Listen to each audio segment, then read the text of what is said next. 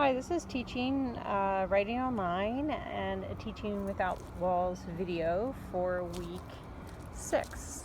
So here I am in the community garden that I was a member of for about 10 years or so. I brought you here before, but we didn't actually go in. So this time I'm bringing you in and just going to walk around a little bit and think about what it means to build community.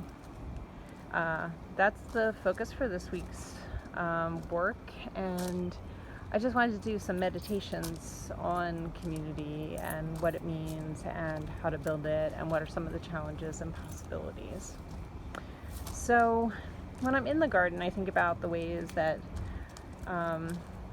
this garden situation can inspire some powerful community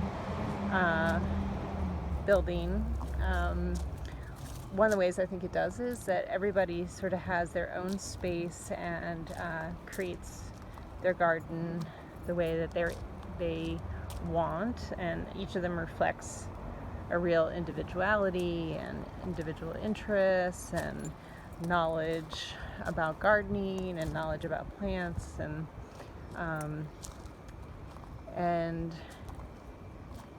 purposes for being out here in the garden. This gardener, for example, she's really into native plants and fostering native growth. So she does a lot of interesting experiments in her garden. And other gardeners have a lot of scaffolding for what they're growing, and others kind of let things grow, as you can see. So anyway, we all, one of the ways that I think the garden actually contributes to community is that we all really learn from each other. So over time, I'm not a great gardener or anything, but I've really learned a lot by watching other people garden. It's a big crop of asparagus, for example. And I've learned a lot about plants, and I've learned a lot about what makes plants happy,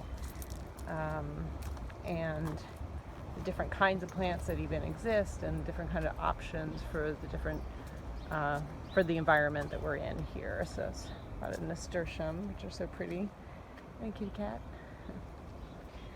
So that's one of the ways. And another way is that we really have to sort of build this garden and keep it and maintain it together.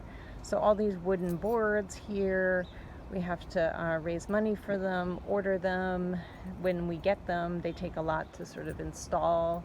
We have to get tools and see who has the skills and this, to do it. It's a little unwieldy to do it individually, so we all have to work together. We had to work together to raise the funds for the shed and the table out here, and figure out what to do with the lantern flies that were attacking our lovely fig tree.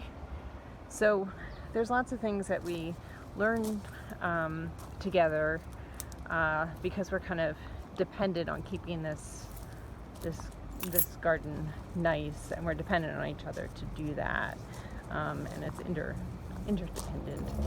So that's some of the possibilities. Some of the challenges, of course, is that everybody's different, and everybody has kind of their different ways of doing things and their different expectations of how a garden should look and how a garden should run.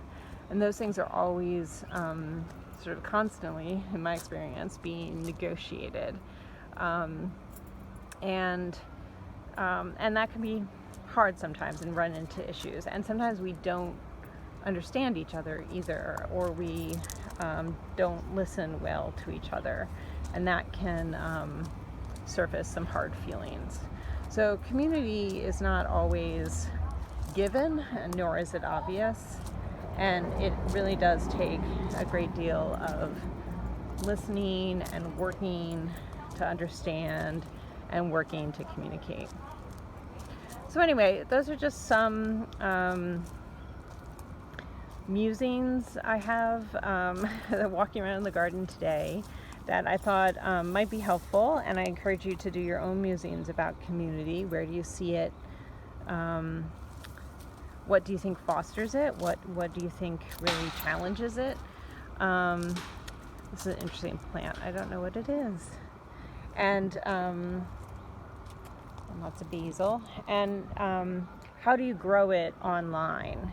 So this week we'll really look at how do we grow community online, and how do we support writers by building community, and how do we use writing to build community?